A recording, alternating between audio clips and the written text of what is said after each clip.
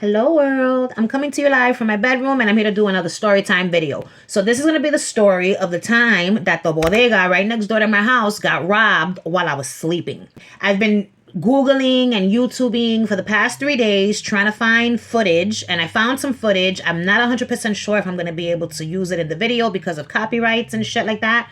But if I can, I will. If I can't, you'll get the screenshots. This happened in 2017. So I was living in my aunt's house. She was on the top floor and I was on the bottom floor. This is my house. This is the store. You know what I'm saying? We were literally right here, like, just sharing a wall. I mean, I'm sure we didn't share a wall, but our walls were connected. All right, so boom, you see this picture? This is the picture of the store. And if you look to the left, I'm going to put an arrow. That's my house. So you can see how close together, you know, our walls were. The walls were fucking touching. You can see my light on in the window. So if you look at the window, you could see how you could see through the window without being able to like actually see, but you could see silhouettes, like the silhouette of the plant hanging there. So remember my creepy neighbor story time video? That's what the guy was seeing, silhouettes through this front fucking window. But that's my window, that's my old house, and that's the store.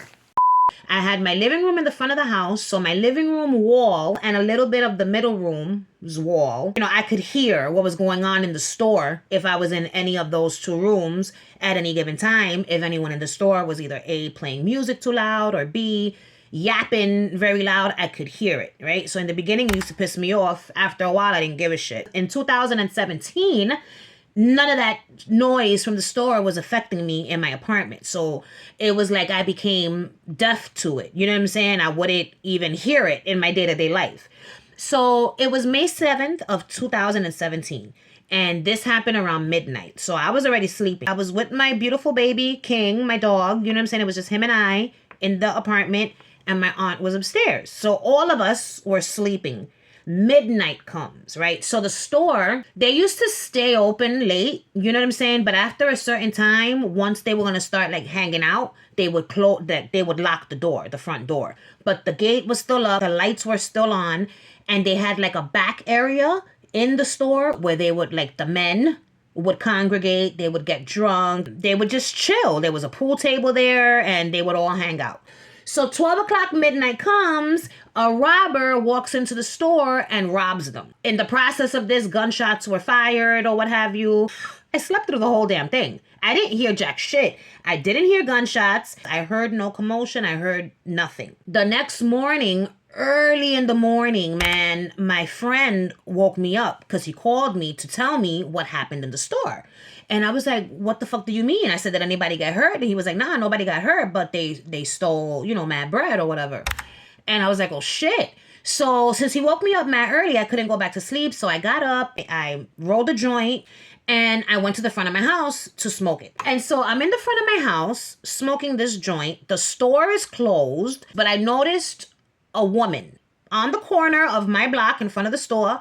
And I was like, who is this woman and why does she keep looking at me and why does she keep looking at the store? You know what I'm saying? I didn't think anything of it. I continued smoking my joint. Next thing you know, I see her talking to somebody. So she's talking to the person, whatever. Next thing you know, the person continues to go. And now this bitch is walking to me.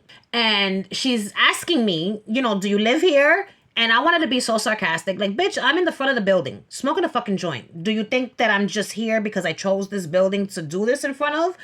Of course I fucking live here, pendeja. Like, what the fuck? Use some common sense. Use your context clues and figure it the fuck out. She basically was telling me that she is a journalist for whatever news station she's a journalist for.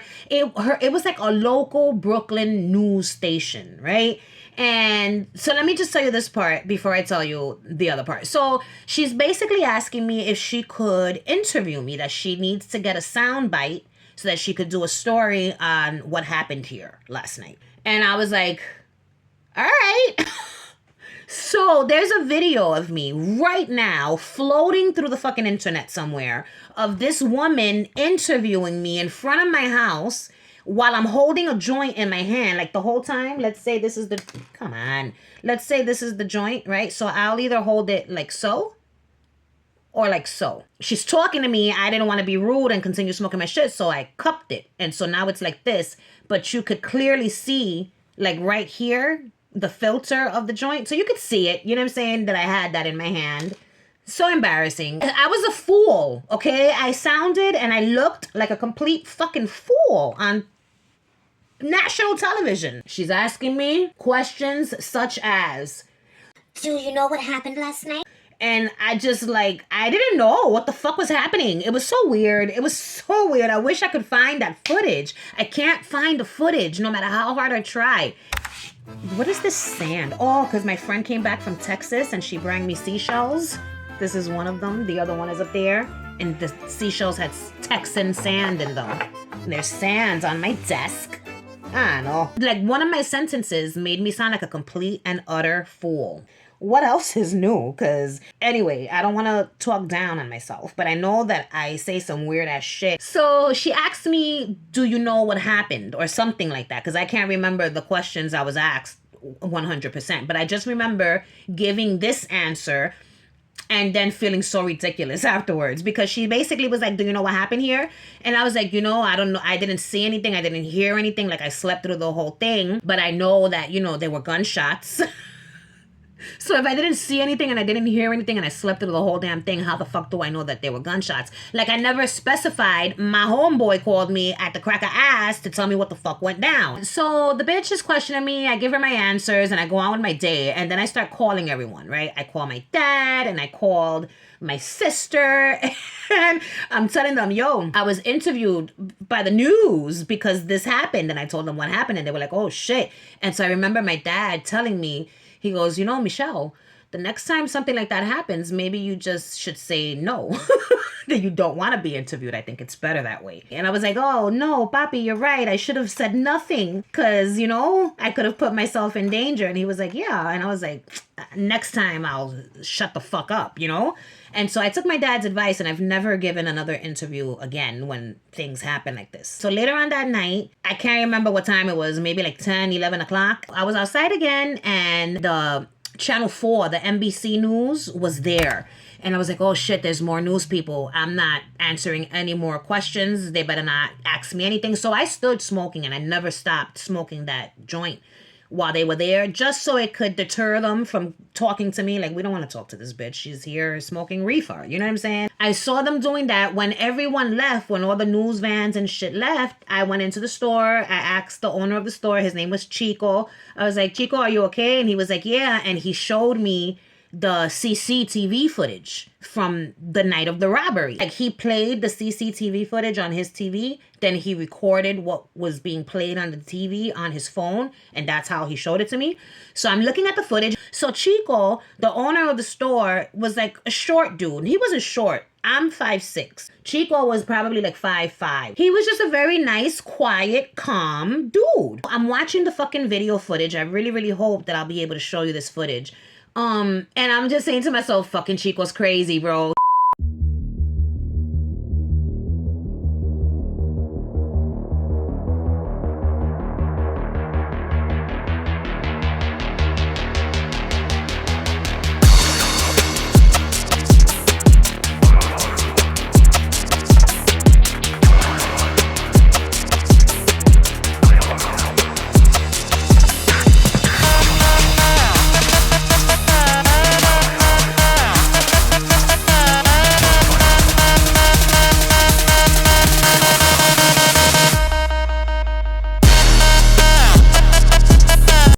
So this man comes in to rob the store, right? And he jumps over the counter. Chico was behind the counter. So the guy jumps over the counter. As the guy's jumping over the counter, you see Chico leaving the counter area. Like, it was enclosed and there was a door. So he opened the door to come out. And instead of running out of the store, he runs towards the back. Right? Which made sense because they had that door that led to the back room, and there was also a door in that back room that led to the outside around the corner, and so he could have escaped that way. So he runs towards the back and then he hides behind one of the aisles. And then out of nowhere, this motherfucker starts fucking throwing candles at the guy. When I first saw the footage, I thought he was throwing cans of gandules or, habichuelas of some sort, some type of canned Goya goods. That's what I thought he was chucking at this guy. I don't remember seeing the pistol in any of the footage that Chico showed me. I just don't know. But I do know that there were gunshots because that's what they were saying happened. You know what I'm saying? I didn't hear them though. Like I said, I was sleeping. And I've slept through gunshots before. I've slept through gunshots that were shot while I was in one room. The shooting happened in the very next room. Nobody got shot, you know what I'm saying? And I slept through that. I didn't hear that shit. So it's possible to sleep through gunshots. People say it's impossible. It's not impossible. I am living proof that a person could sleep through that. He's chucking these candles at the dude, and eventually the dude, gets open the cash register and drops it, like the tray with the money, he drops it, and then he's picking up money. Altogether, he ended up stealing $1,300 from Chico, which was fucked up because Chico worked hard for his money. He was a good fucking guy. And so they never caught him. There was a female that they suspected was his accomplice. And then they went on to rob a man later on that night. They robbed him for his items. You know what I'm saying? His phone and some other shit. From what I know, these people were never apprehended, okay? The perpetrators got away. Thank goodness Chico and everyone else was safe. Yo, when I watched the news footage, the news report on NBC, it was just like so weird because I saw one of my old neighbors, Papa Joe, who passed away a few years ago. I was like, oh, Papa Joe, he was so nice, He was such a cool guy, man. Caramba. So yeah, that was the story of the robbery that happened very close to home. And I'm glad nobody was hurt. Now, there's a moral coming on. Ready? The moral of this story is don't be a hero. Luckily for the store owner, Chico, he was safe. Him throwing these candles at the dude. Mind you, these candles, they were like glass candles. Like it was like a jar, like something like this. Glass.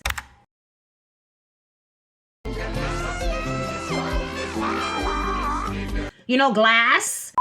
It was like a glass container, but it doesn't have the lid. This is like, what the fuck is this? What the fuck is the scent? Iowa pine. And then I have this candle. Here I go, showing you my artifacts again. My mom gave me this candle. She didn't give it to me. She made it for me. Oh, it smells like lemon.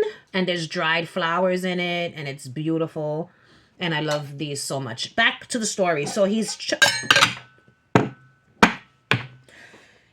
the candles at the guy, and they're glass, He could have cracked this motherfucker's head open. I mean, listen, if someone is there with a pistol, shit, man, just hide behind the fucking aisles and don't throw candles at them, because what if he would have pissed him off? What if he would have hit him with the candle? And then the guy would have been like, oh, word, I wasn't going to fucking shoot you, but now, motherfucker, I am, because you don't crack my shit. Do what you feel you need to do in whatever situations you find yourself in. I'm just saying that for your safety, it's probably best you fall back, and just, like I said, hide behind the frozen fucking vegetables. Quédate ahí hasta que se vaya. You know what I'm saying? And that's it. Anyway, world, stay safe. I hope you enjoyed the Storytime video. And that's it. Bye.